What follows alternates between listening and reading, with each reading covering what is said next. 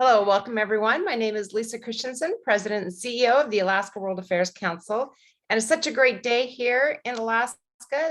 Alaskans are waking up to more snow, and we hope that the air is clean and the water is fresh wherever you are around the world.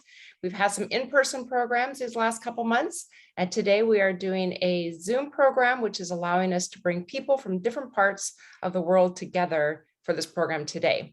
Please do say hello to us in the chat feature. Tell us where you're zooming in from and joining us from. And we are going to have a Q&A session at the end of this program. So if you'd like to ask a question in person, let us know in the Q&A function, and we'll bring you up on the screen to do that. If you'd like us to read your question, type that also into the Q&A, and we'll read your question at the end. Today's program is part of our Evangeline Atwood Distinguished Speakers Series, and it's made possible by partnership sponsors and support from many individuals and organizations like the Atwood Foundation, Alaska Public Media, ambassador level donors, and ConocoPhillips, who is our student sponsor for this year. And we thank all the students for joining us here today. The Alaska World Affairs Council is one of over 90 councils around the United States. We welcome everyone who is here to join the conversation, and we hope that you will join us during the Q&A at the end.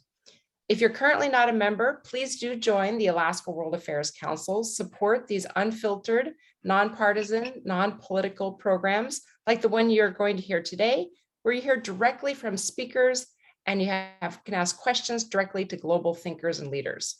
We have a lot of fascinating programs coming up on our schedule, both in person and virtual. You'll see those on our website at alaskaworldaffairs.org.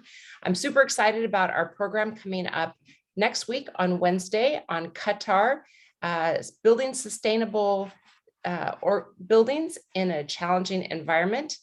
Qatar is a place where we're hearing a little bit about with evacuees coming in. The US has a major Air Force base, and of course, they're building incredible buildings for the World Cup 2022.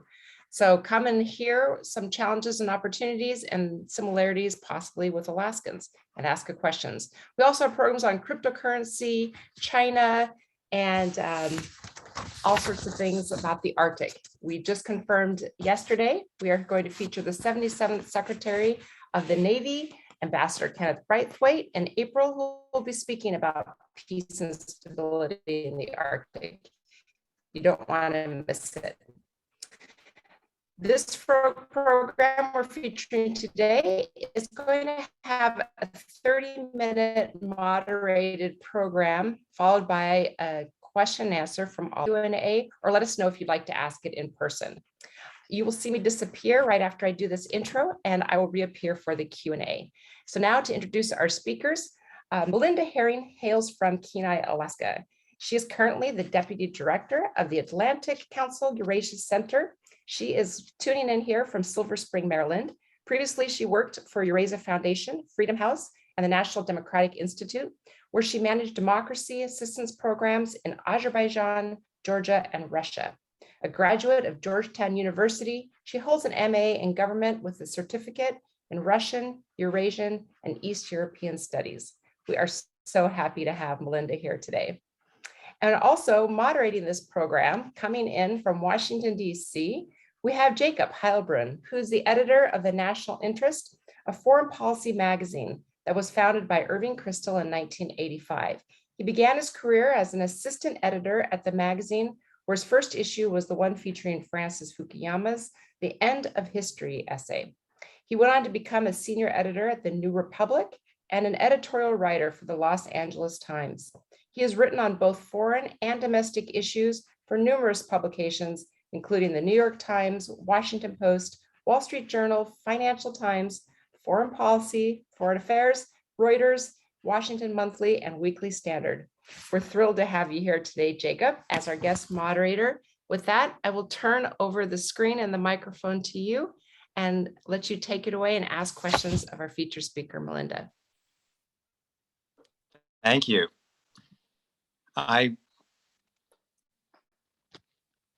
Thank you very much. I'm delighted to have the opportunity to address everyone via social media, and also delighted to be able to speak with Melinda today, who truly has become quite an expert on this remote area of the world. My first query to Melinda would be, there are many dictatorships and authoritarian regimes around the world. What is special about Belarus? Why should we be focusing on this small, if not tiny, country in Eastern Europe?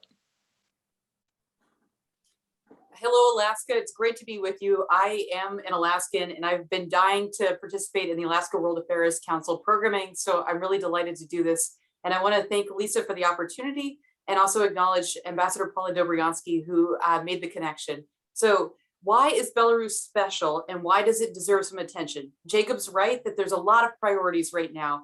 We're in the middle of the COVID pandemic. The new US administration thinks that China is pretty important, and climate is also a priority. I think Belarus should be a priority. It's not an obscure Eastern European country with 9 million people. It's a country where US assistance can make a huge difference. Our policy for years and years and years has been to support the democratic aspirations of people. And last year, something amazing happened in Belarus. And Jacob, if you'll permit me, I want to show everyone a map just to sort of center the discussion. But people rose up, and we saw the largest street protests in Belarus ever. And people are demanding a new way of life and accountability and a new leader. So let me show you a little bit about, let me give you a map and show you who the main players are. Jacob, can you see the screen? Yes. Cool. Okay, great.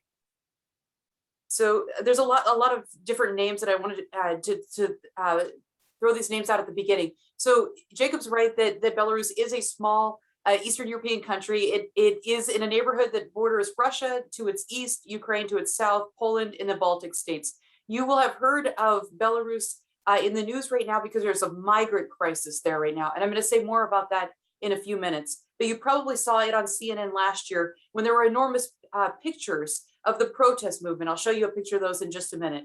So last August, this man, Alexander Lukashenka, he's been the president since 1994. He was up for re-election, and no one really expected anything to change. He's been in power. It's a police state. He controls all the organs of power, but he made a bad miscalculation. He screwed up the response to COVID. He told people to get on their tractors and drink vodka, and he didn't prepare for the real crisis. So the COVID rates went crazy last year. People were also just sick of his leadership. He'd been in power since '94. He also badly miscalculated.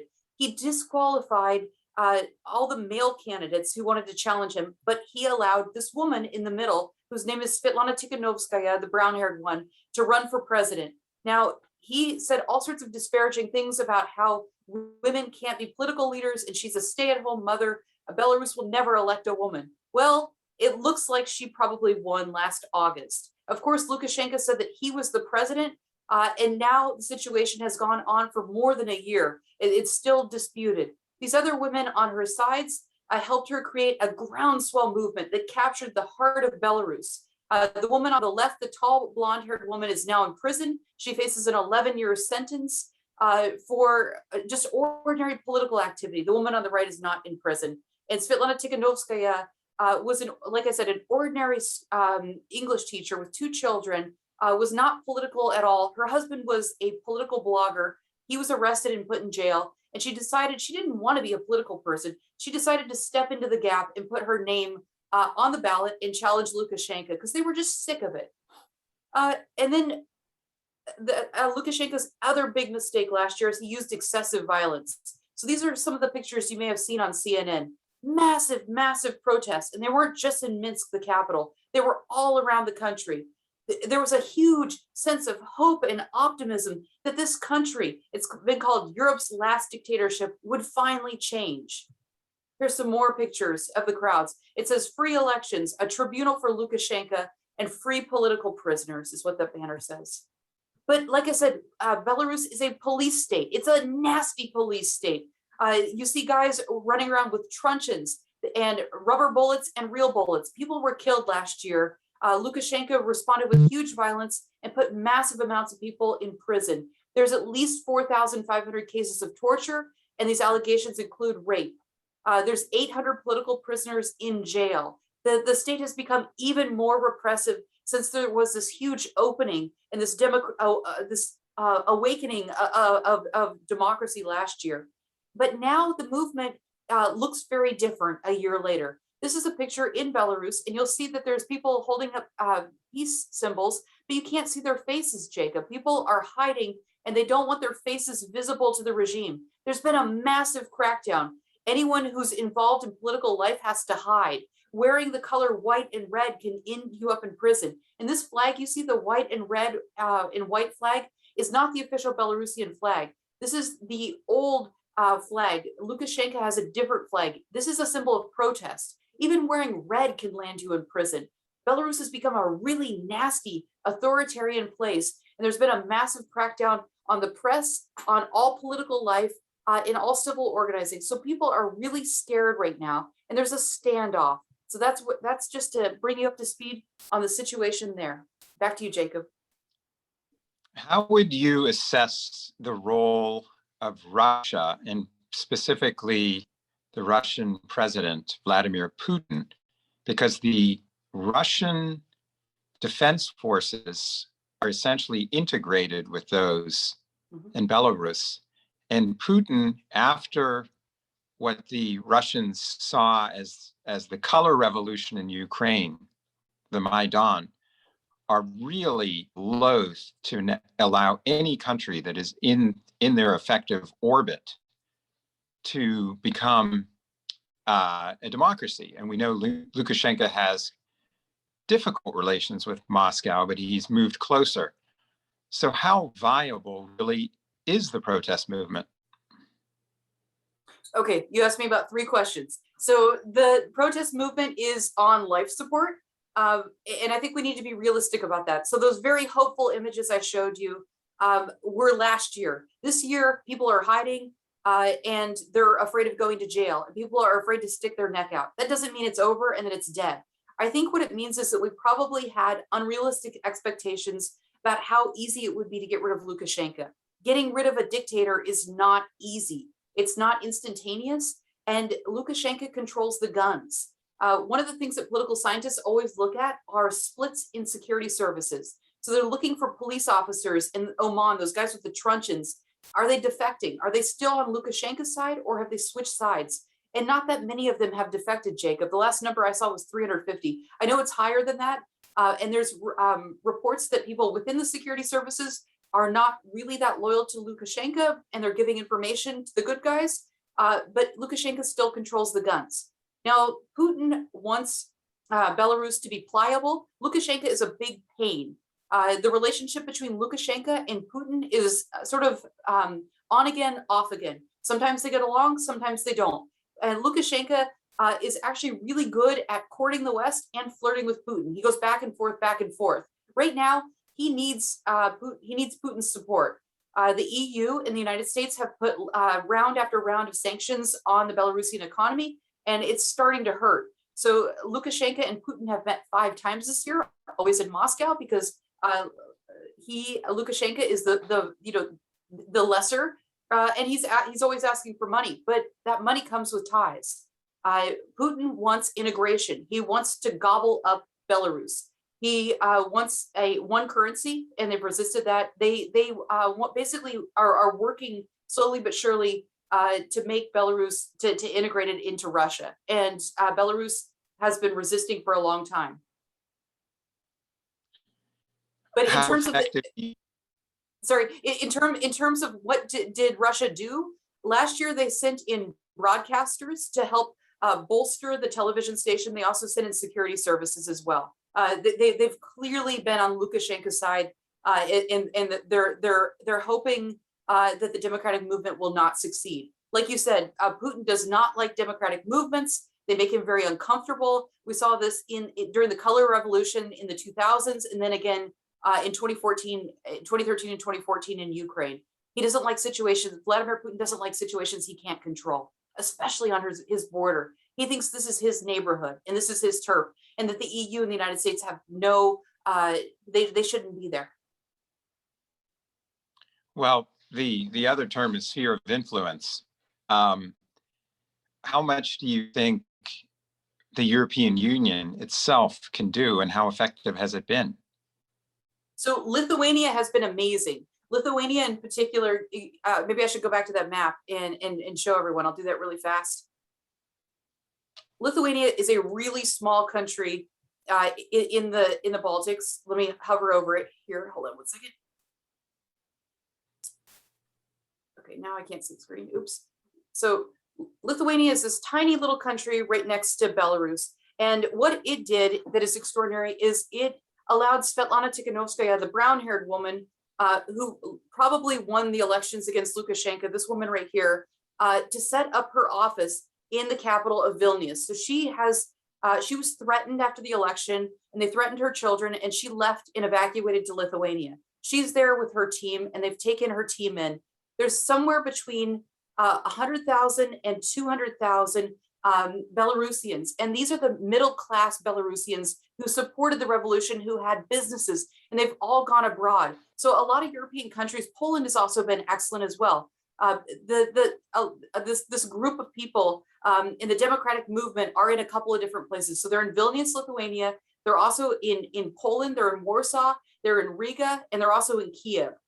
So these countries deserve a lot of credit for taking in the opposition and giving visas and safe passage to people. The EU has put 4 rounds of sanctions into place, and they're getting progressively better. The first, second, and third were pretty wimpy. The 4th package is better, and I think that there will be considerations of even more. However, there's a problem now. I mentioned at the beginning that there's a migrant crisis. If you look at the news about Eastern Europe, you'll see this. This is the top news. So more than several thousand migrants from the Middle East, from Syria, Iraq, and Africa are being lured to Minsk. And Alexander Lukashenka, the dictator, is using them because he's pissed off about the EU sanctions. So he's invited these migrants to Minsk. They fly in, they're picked up, they're put up in government hotels. The government pays for it in Belarus. And then border guards lead them through the Belarusian forest so that they can go into Poland and go into Lithuania. And they're trying to pressure Poland and Lithuania to not support the democratic opposition. So that's a big problem. And it's one to watch. Definitely the Lithuanians are doing an enormous amount, essentially hosting the Belarusian opposition in Vilnius. Now, a few months ago, Svetlana Tikhanovskaya, who you've been repeatedly talking about, the leader of the opposition, who is really quite an impressive person.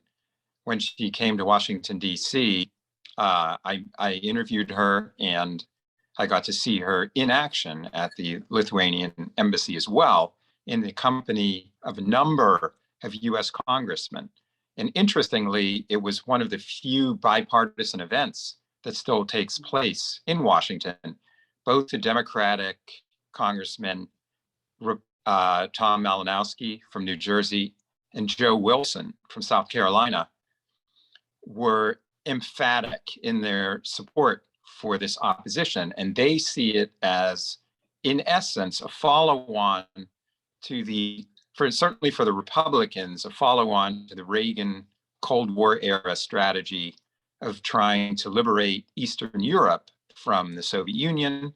Nowadays, they want to oppose what they see as the authoritarianism of Putin in Russia. So I think for many, many people involved in this, there is really no great distinction between the Cold War and today. And when Svetlana Tikhanovskaya was here, she also got to meet with Joe Biden, which was a big deal, because the Russians had been crowing that Biden wasn't willing to meet with her. And then she went to London. My question gets back to, so she has the support in Congress. How much does the financial support that the US Congress approves for the opposition, how much does that help? And how do you assess the effectiveness of Tikhanovskaya abroad? How effective a job is she doing? Okay, great. So Jacob just mentioned that Tikhanovskaya came to Washington in July in a much anticipated visit. We got a chance to meet her and host her at the Atlantic Council. And she's a remarkable, understated, dignified person, I think, that represents some of the best of Belarus. Jacob's right that there is, a bipartisan support for her. There's now a Belarus working group on Capitol Hill, and that's a big deal. It looks like assistance levels are going to go from about 10 million to 30 million, which is a really big deal. Belarus has been closed, and everyone has, honestly, Jacob, you asked me at the beginning, why should we care about Belarus? Because there's finally a chance for change, right? These opportunities for change don't come across very often. So last year and even now, there's still an opportunity to see this country that's been held back since 1994 by someone who doesn't know what he's doing, an incompetent leader who's run the economy in the ground and hasn't given people a chance for the life that they want. So, that's part of it. I think that everyone wants to help bend, the arc of freedom in the right direction. And I think that speaks to those congressmen very powerfully. Is Tikhanovskaya doing a good job? Yes. I was just looking at some polling opinion. Her numbers, she's well known. So she went from being a nobody, a mother of two who was at home, who was taking care of a child that has a hearing issue. And now she's one of the most respected and well-known figures in Belarus. She says that she doesn't want to be president. That was one of the interesting things that came out of her visit. And I believe her. I think that she wants to get back to her normal life. This is a really taxing way to live. She was in Belarus, but like I said, she was threatened and had to go to Vilnius. She lives there with her two children, but she's constantly, her job basically is to keep Belarus in the international press. So she's constantly meeting with heads of state and asking for assistance, asking international bodies to go after Lukashenka, asking international governments to impose more sanctions and bring greater attention to the fraudulent elections that happened, like I said, more than a year ago in Minsk. Now, she did meet with Biden, which was looking kind of iffy. What is your assessment of the Biden administration foreign policy? The Biden administration, as far as I can tell, is eager to have calm relations with Moscow because they're more interested in confronting China than dealing with a belligerent Russia. And they seem to believe that they can maybe not thaw the relationship, but warm it just a little bit so that the two sides aren't provoking each other as much as they were. What does that imply for the democracy agenda, as it were, in Washington, which frankly has come into somewhat bad odor after Afghanistan?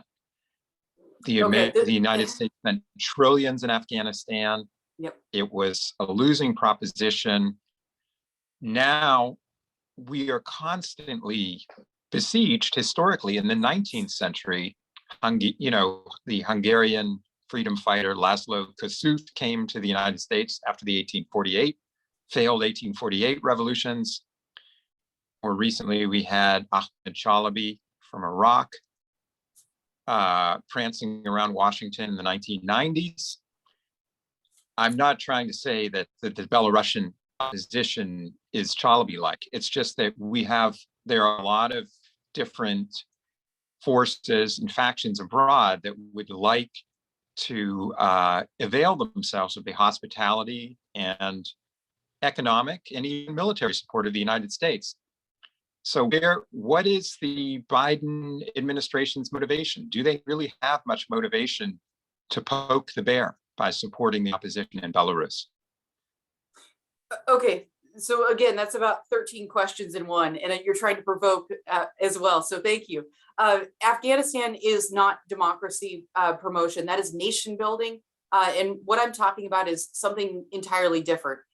Nation building is really, really hard, and if you're going to do it, you need to study the lessons of Japan and Germany, and we don't have that kind of money or commitment now. So, I'm not going to defend what we did in Afghanistan, and I'll leave that to someone else.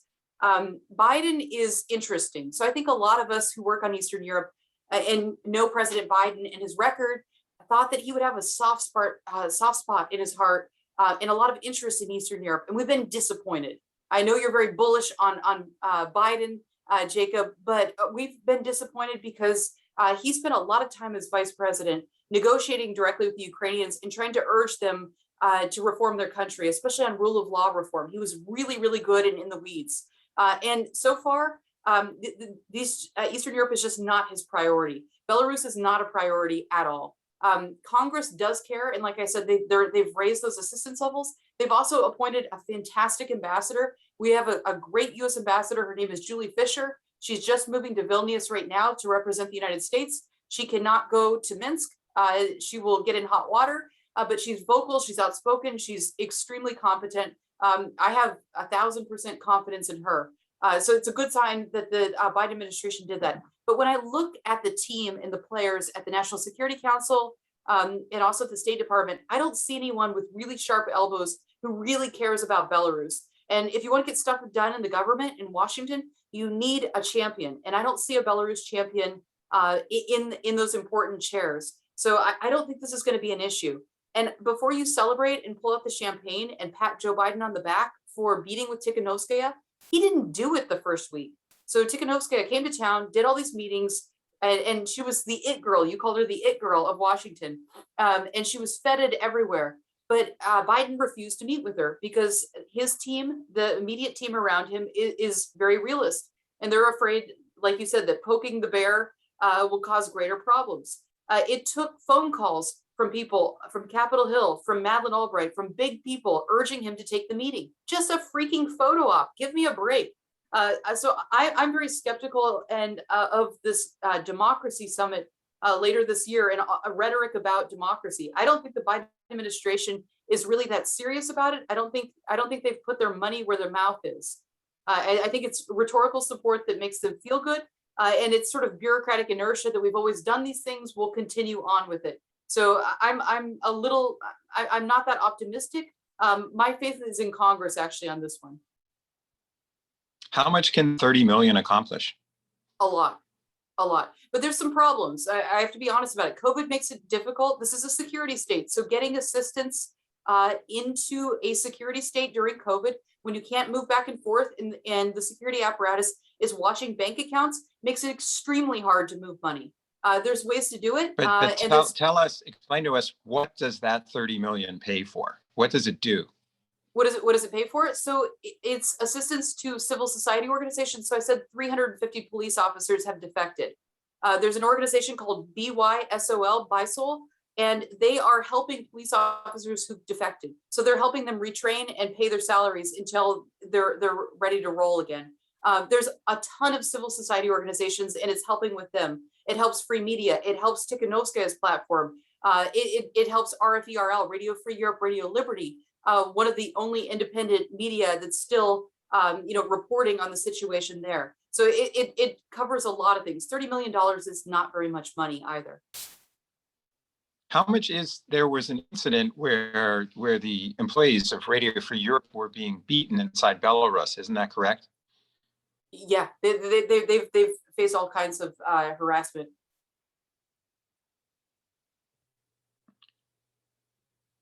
What is your analysis then of Lithuania, and how much I'm wondering if the United States is sort of, we're giving 30 million, which frankly in the Washington terms is not a lot of money. How interested are the Europeans in addressing this issue, and will the migrant crisis provoke them to adopt a tougher line? You already had essentially I don't know if you want to call it the hijacking of an airplane, but this past summer when they nabbed and they forced that British aircraft to land and took a member of the Belarusian opposition and then paraded him on television recanting his stance. What would prompt the Europeans to actually take a tougher line? So that did prompt them it was a Ryanair flight from Greece, and it was forced. So the Belarusian government said that there was a bomb threat on board. The flight was going from Greece to Vilnius, and it was over Belarusian airspace, and the pilot obeyed the order, which you're supposed to do, turned around, landed in Minsk, and Roman Prostevich, who was a big time leader, he helped develop an online platform called Nexta, and that was the platform that allowed people on their phones last year at the height of the movement to coordinate. Nexta was telling people where to go, and it was a way to share information in a place where there's basically very, very little independent media. So they grabbed him and his girlfriend, and then eventually that plane went on. That was a really stupid move. I mean, it was bold, but it caused everyone to wake up. Belarus was on the front page of all the international newspapers again. So in terms of keeping Belarus in the news and keeping pressure on and keeping the Europeans and the United States interested in sanctions, it did that. It had that effect. He also did something stupid with the Olympics this summer. There was an Olympic, a Belarusian athlete who also wrote basically a statement saying she didn't like the decision of her team, of her coaches. Her coaches were forcing her to run a race that she'd never run before. And she wrote a statement online, and they took real offense to it and tried to shut her down. And in Tokyo, where the Olympics were, she asked for asylum, and it created, again, another international scene. So these are sort of, Lukashenka is really bad, and he miscalculates all the time. And that's one of the ways that Belarus stays in the headlines. But like I said, we aren't the only ones giving. I don't have the figures in front of me, but the fact that Vilnius has given, and it's not just given a passport to Tikhanovskaya and her team. They provide diplomatic support. They take care of them. When they came to Washington, the Lithuanians gave, they had not only diplomatic support, they had security, and the Lithuanians paid for that. That's a lot for a very small government. And that sends a really strong lesson that they believe in foreign policy that has values. It's a foreign policy that I think the United States could embrace. Another country that you spend a lot of time on, or immerse yourself in fact, is Ukraine.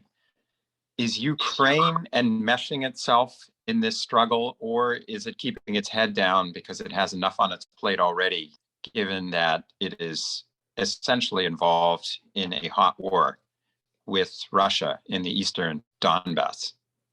So initially last year, when this movement started, it became very, very dangerous for activists to be in Minsk. If you were involved in supporting the democratic movement, a lot of people had to get out quickly, just for putting up tweets, for being a little political. So they left and they moved to Kiev, Jacob, because they can cross. It's very fast to take a train from Kiev, or from Minsk to Kiev. So a lot of people went there initially, and the government allowed them to stay.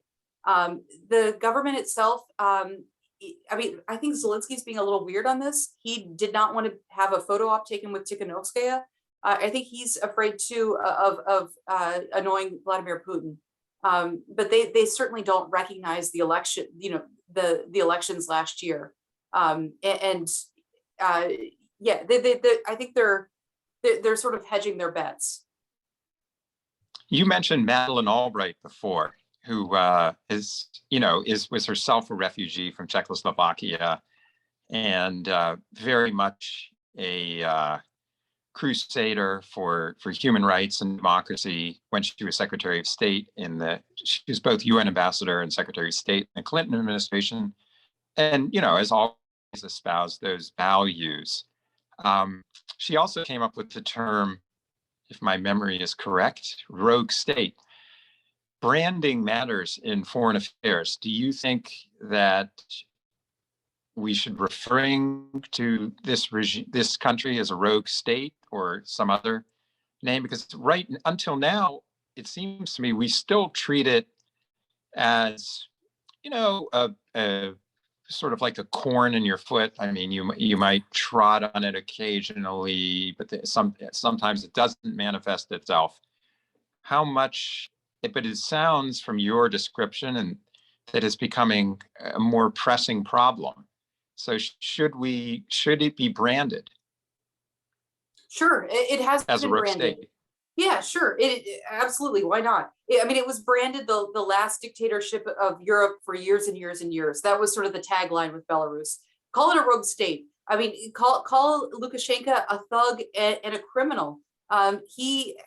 Earlier this year, he said he threatened the EU. He said, if you guys don't remove sanctions, I'm going to rain down holy terror on you. I'm going to give you migrants. I'm going to give you drug smuggling, and nuclear weapons may find their way into the European Union. That's not acceptable behavior. That's not playing by the rules. You can't do that. So sure, but I don't think rhetoric is enough. I think you really have to put pressure on Lukashenka. You have to increase sanctions, and you also have to go after his money man and the people in his immediate circle. But Jacob, so you're talking about the Treasury Department in those cases, but also Sure. I'd be curious, what can the US institutions do that exist to promote this sort of thing already, such as the National Endowment for Democracy? The National Endowment for Democracy is super active in Belarus in supporting civil society. I mean, they have an enormous budget. Congress increased their budget massively, and they're very involved in all the sort of ordinary civil society work. All the organizations that I've described. There's a huge, so one of the really interesting things is civil society in Belarus was always there, but not very capable. And it's grown up a lot as a result of the revolution. That's one of the big changes. People are really active and they feel like they have a chance to remake their country and participate. And even if, in the immediate term, even if the prognosis doesn't look good, I don't think the democratic movement is going to succeed this year, right? I think it's probably a 10-year, it's a long-term struggle. Eventually they're going to get there. I think Belarus has changed fundamentally though. They have woken up for the first time. And people, there's a whole new layer of activists who are involved in this as well. So I'm pessimistic in the short term, but optimistic in the long term. Well, you're sort of anticipating my final question, because I know we have lots of people watching who are eager to pose their own queries to you. My final question is, I want a prediction. How much longer does Lukashenka stay in power? And what do the next couple of years hold? Are we going to see change, or are things just going to muddle along as they are now? That's a great question. So 100,000 to 200,000 of the most capable people in Belarus are already abroad. And there's some new polling that says that if Lukashenko stays in power until 2025, that many more people would go abroad. People don't want to live in a police state where they have no freedom and can't express any of their ideas. So I think that you're going to see more and more people going abroad. The most productive parts of Belarus are going to go abroad, and you could muddle along. There's another piece though that we haven't talked about, and I should have mentioned this earlier. So that most capable part of Belarus did go abroad. But Belarus also has a large, sizable population that works at state factories. And Tikhanovskaya and her group say that they're going to call a strike at any time. And they're going to bring all of these factory workers out. They haven't been able to get them to strike. So that's something that I would be watching. If Tikhanovskaya can, so one of the big questions is, who runs out of money first? Is it Lukashenko or is it the democratic movement? And it's anyone who stands up and invests in the struggle for the long haul. Her role from abroad, can the democratic movement carry on even though it's not in the country? And related out, will it be significant? There's hesitation to call a strike because we don't know how many people will come out. So those are some of the questions. And then I would be watching the Russian-Belarusian relationship to see what more Lukashenko can extract and what more Putin can extract from Lukashenko. So those are the pieces that I'd be watching. Thank goodness we live in the United States, where you can ask any question that you want to pose. And I am going to hand it over now to our people at the World Affairs Council, who I think have some of your questions in hand already. We do. Thank you, Jacob. This has been great. Jacob, you throwing all these questions and Melinda just telling us like it is. We really appreciate your candor. We have here the Lithuanian Honorary Consul for Alaska, Svea Worthington. Svea, if you want to turn on your camera, or at least unmute, who would love to ask you a question with all this talk about one of Belarus's neighbors, Lithuania. Svea, over to you. Thank you, Lisa. I'm sorry my camera is not functioning, but can you hear me? Yes. We sure can. First of all, thank you so much for highlighting all the problems with this rogue state of Belarus, bordering on Lithuania, Latvia, and Poland. so many problems, the migration problem, and there are over 4,000 illegal migrants who have entered Lithuania from Iraq and Syria and other places. The imprisonment of Roman Protasevich and his girlfriend from the hijacking which took place. And another one is the Astrovets nuclear plant in Minsk, which Lithuania has been protesting from the very beginning, and it is functioning, but it has already had some unscheduled, unexplained shutdowns, and it's 20 miles from Vilnius, which is the population center of Lithuania. So there are so many reasons to worry, and I would like to ask you, what can be done to help contain this rogue state and to help protect and defend Lithuania? Do you think that it's possible to have a greater US troop or UN troop presence in Lithuania to that end? Would you advise that sort of action? That's a great question. I can't see that happening. I know that the Lithuanians and Poles are talking about building fences. And I think there's concern too about the treatment of refugees, that press and civil society organizations are not allowed to get close and see what's going on. These are EU states and they need to abide by all the international laws and take good care of refugees. I mean, that's just a minimum. It's unfair that these people are being pushed there, but I think it's important that Lithuania and Poland do their part to take care of people. I think this has to be, the solution to this has to be political though. It has to be negotiated. I hope, to Jacob's question, that it's going to put pressure on the EU to levy even heavier sanctions on Lukashenka. I hope that this comes back to bite him and that he miscalculated this one. That's the real hope. Okay, and now we have a question over to Dr. Paul Dunscombe. Oh, you just pressed mute. Try again.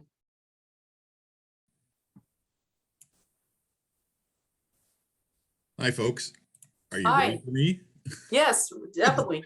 Okay, sorry, it took a little time to make the transition. So thank you for a really wonderful talk. A couple of things kind of occur to me. One is I'm curious what the role of social media has been in terms of the opposition, and is it kind of the typical whack-a-mole where, you know, opposition finds a way to communicate and the state tries to shut it down? Is it sort of like that?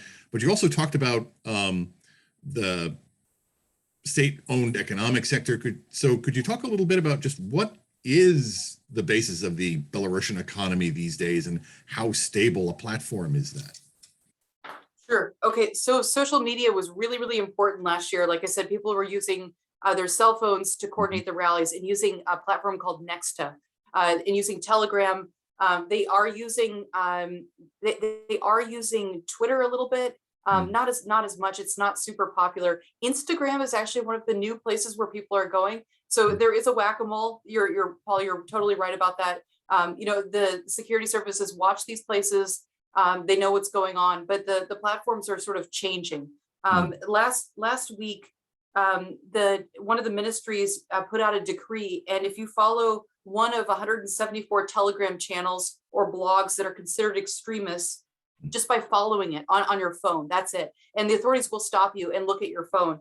You'll get 7 years in prison. That's how extreme this place is. And they are checking. They'll stop you if you're walking down the street. So the situation's gotten really bad. I also wanted to say something about independent media. There's been a real heavy crackdown on the small independent media that was there, and it's under enormous pressure. There's been arrests and there's been equipment taken. It's becoming really almost impossible to do any reporting there. Basic things like cell phones and laptops were taken. You can't report if you can't write. So that's an area where the US and the EU can easily step in. On the economy, it is an agricultural economy. It's a country of 9 million people. It has big state-owned enterprises. So it's a little bit different than some of the other post-Soviet countries. A lot of people work at those state-owned enterprises and life is focused on them, but there's also a booming IT sector. And this is part of the wealth in Belarus. You know, there's some Belarusians in Silicon Valley and in the United States. One of them is the CEO and founder of Panda. I think I got that right. So there's some pretty famous Belarusians. They're really talented. And that's one of the hopes, is that, eventually when Belarus has a normal president, and when democracy prevails, that the IT sector could really go gangbusters. Thank you. Sure. I'm going to take another question in person, but before that comes on, speaking of authoritarian leaders and this atmosphere of fear is similar to a question that's coming in here on the chat feature. It says, earlier this year, President Biden called Putin a killer. After the savage repression of Belarus protests in 2020, the so-called president of Belarus, Lukashenka, can also be called a killer. So why does Biden and other world leaders try to be peaceful to leaders who are killers? This does not mean that you have to go to war with them, but if the West views themselves as defenders of democracy, then Western leaders should stop completely in doing business with autocratic leaders. Why don't they? Otherwise, the Western leaders are legitimizing the authoritarian leaders. What are their expectations of continuous talks with Putin for Russia and Lukashenka Belarus? Do they think that after the 300th time of talking to them, that the dictators will stop their aggression? Okay, so there's a lot to unpack there. We, the United States, do not recognize Lukashenka. We do not call him president. We will not recognize him. We will not send an ambassador there. So we don't think that he's legitimate. That's point one. Point two, on calling Putin a killer, I think that was Biden being Biden. I'd be curious, Jacob, if you have a different interpretation. Biden is someone who can be very candid, and he says exactly what he thinks, and then his advisors tell him, shut the hell up. He's just sort of like that. So, the Foreign Service here and the Diplomatic Corps think that was a gaffe, and that he shouldn't have done that, because it hedges things in, and it creates an adversarial relationship when one isn't needed. But I, for one, think it was a good thing to speak frankly and directly. So, Jacob, do you have a different opinion? There were different interpretations of it. I think Biden was trying to show that he's tough, and I think he believed it. At the same time, it's not 100% clear that Vladimir Putin was displeased to be called a killer, because he likes to parade this image of Mr. Tough Guy, the macho, bare-chested leader of a resurgent Russia. Yeah, that's a good point. I think that he may have liked it, and some people said it gave him additional legitimacy by calling him a killer. So that's one more reason not to use that kind of language. Okay, now we're going to move on to Laura Sturdivant-Dean with a question in person. Laura. Hey, Melinda. Hey, Laura. So first off, well, I'm not a native Alaskan myself. As a young professional in the Anchorage community, I work and I'm friends with a lot of people you went to school with, and they're so excited and proud of what you've done. They're super excited to see you as a featured panelist. So that being said, my question kind of steps back from Belarus and Russia and Europe. And what does this mean for us as Alaskans? How does Russia's handling of Belarus and the US's handling of Belarus affect us here in Alaska? And then if you want to, one of the big programs that we have here at Alaska World Affairs Council is speed mentoring. So any tips for Alaskans of how to become what you have become, which is super awesome that you're at the Atlantic Council. Thank you so much, Laura. That's really, really kind of you. Okay, so a couple of things. Alaskans have always had a close relationship with Russia. When I was 17, I had signed up to go to Far East Russia and work in a camp. When I was a kid in Alaska in the 90s, there were tiny airplanes going back and forth between Kenai, Anchorage, and Far East Alaska. We've always, been physically close, and there's all kinds of links. I don't need to go into that. And there's interest, right? But there's interest, there's mutual interest. I think one of the sad things about the bad relations between Washington and Moscow is that there's so few people-to-people relations. It's really hard to study abroad there. It's really hard to have just relationships with ordinary Russians. I work at a think tank that is, we're called the most anti-Russian think tank. It's not true. We love Russian culture. We love ballet. We love classical music. We love Russian literature. And I think that anything we can do to support those ties and build up Russian studies programs in the United States at University of Alaska would be awesome. And to amplify the voices of people who want a different Russia. So people like Vladimir Kara-Murza, and there's a whole host of people who are fighting for a different kind of future. And I would love to give you some of those names, and maybe they can present their ideas at the Alaska World Affairs Council. So I'm sure that Russians love Alaska. They have a song about it. They miss it. You know, it's kind of one of these fun things, one of these fun connections. But in terms of what can we do as Alaskans, look, I think Alaskans have big hearts, and they want people to succeed, and they want people to live great lives. I was in Alaska this summer, and I was really, it was wonderful to be home because people are so practical. So what can we do? We can write letters. There's amazing political prisoners who are in jail, and they're going to be in jail for 11 years for doing nothing. Those people need letters. So if I'll drop the links about where you can do it. You can write them in English. One of the women is a musician, and she is in a prison cell. She's alone. She's only allowed 45 minutes of time in a little prison cell outside a day. She's a professional musician. She can't play her flute. She has a few magazines, but just saying, we haven't forgotten you.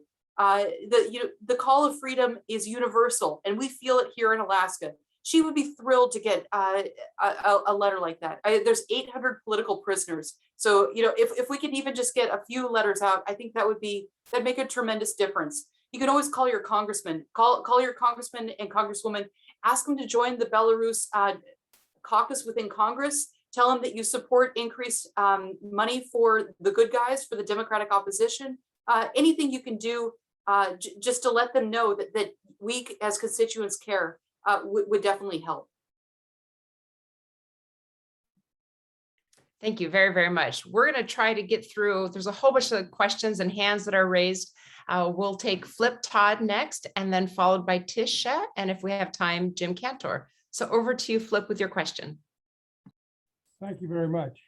Can Putin really swallow Belarus whole? And parenthetically, what are the differences between Belarus and Russia linguistically, religiously, culturally? How similar are they?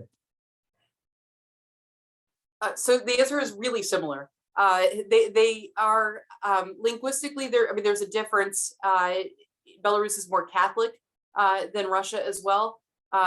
Russia has a larger Tatar population, a larger Muslim population than Belarus does. The economy is obviously more developed in Russia. Belarus is very small, it's only 9 million people. Could he swallow it? Yes, he could. He's already trying to put bases there. He's trying to integrate. He has been trying to integrate the country for more than 10 years, and there's a lot of agreements. It's pretty complicated though. Yeah, they have to integrate their currency, their customs, their energy prices. The list goes on and on. I think there's 11 or 12 different agreements. What's interesting though is public opinion is against this. There's a growing sense of Belarusian identity and nationhood. So more people are mostly native Russian speakers in Belarus, but Belarusian is a language. And during the protest movement, more people are choosing to speak Belarusian. I don't think it's as political of an issue as it is in Ukraine, but they're developing a sense of identity that we are different and we want a different future. They don't necessarily want to join NATO and the European Union. They just want Russia to buzz off. They want neutrality. That's what you see in the polling, is that they want to be able to determine their own future. And even Tikhanovskaya, the Democratic leader that I talked about, she's not walking around Washington asking for NATO or EU membership. It's too controversial and it's too tough of a neighborhood to make that kind of demand. Okay, and over to you, Tisha. Hello, I just wanted to thank you guys very much for this talk. Since my name is Tisha, I'm actually one of the editors for Belarus Freedom Forum. We're a little, hello, yeah, Melinda, hello. So I actually have a more practical question. I'm gonna jump right to it for both Melinda and Jacob. Obviously, you have to follow the money. There's that conversation about money has been pulled up many times. And the sanctions have been proven that came from the European Union, the United States, and Great Britain have proven to affect the Lukashenko regime. At the same time, the one big thing that happened that kind of offset that was a big disbursement of money from International Monetary Fund, close to $1 billion. And is there something that can be done, because there is talks of them continuing that support, and it might end up in the next 2 years reaching close to $3 billion.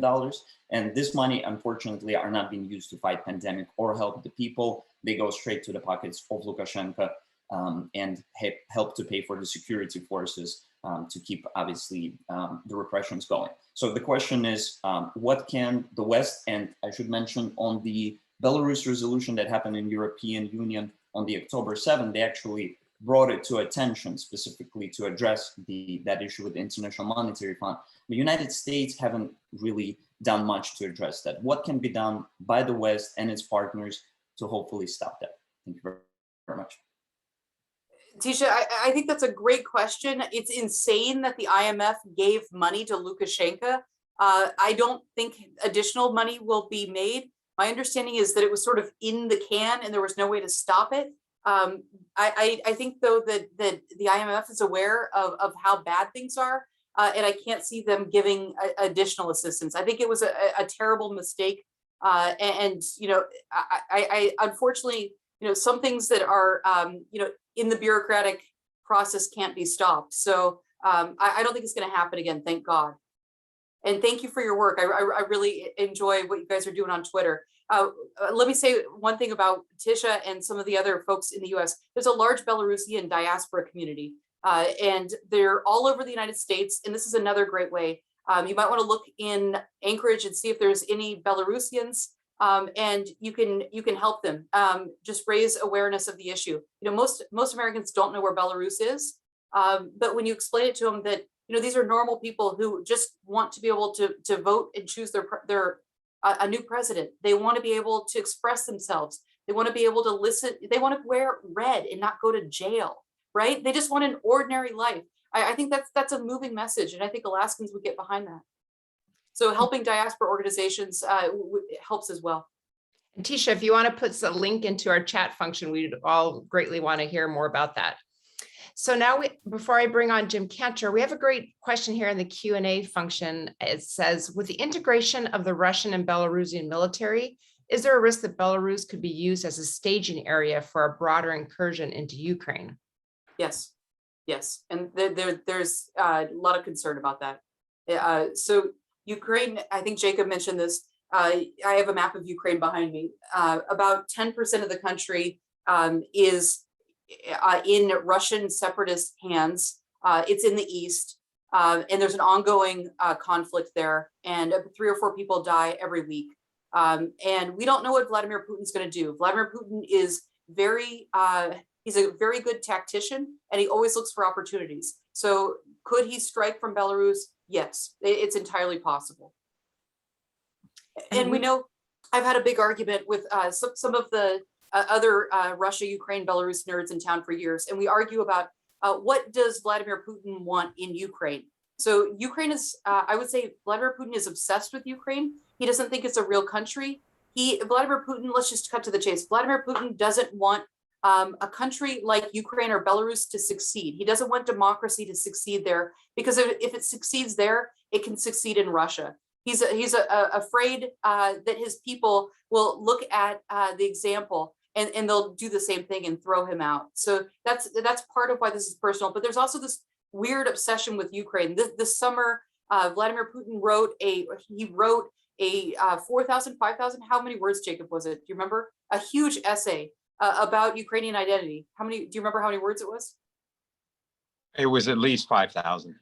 Okay, so a massive piece saying that Ukraine is not a real country, Ukrainian is not a real language, and he will not let Ukraine go. He's obsessed with it. So for a while, I thought he had Ukraine where he wanted it. He controls the East, 7% of the East. He can turn up the pressure whenever he wants there. He has control over Crimea in the South, and there's a lot of other ways that he has pressure points in Ukraine.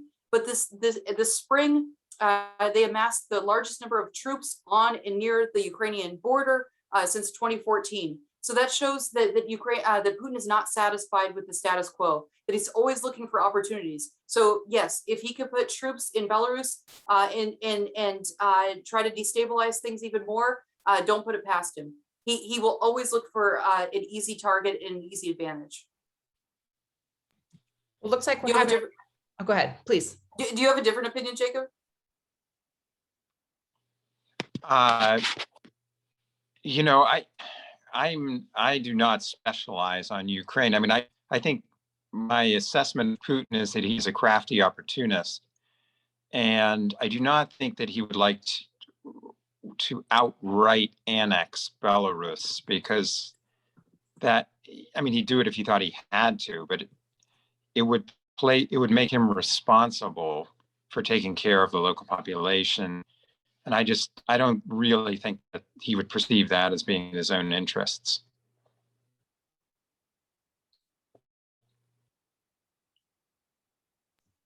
Okay, we are running out of time. Are we out of time? Any last final words, Melinda? We've got a lot of fans, people from high school saying hello. We lost Jim Cantor. We hope you'll come back to Alaska and are able to speak in person. And we're huge fans. Thank you so much, Melinda. Thank you, Jacob, for joining us here from Washington. Thank you. And everyone for joining the World Affairs Council and our commitment to bringing quality educational programs like this to you here today.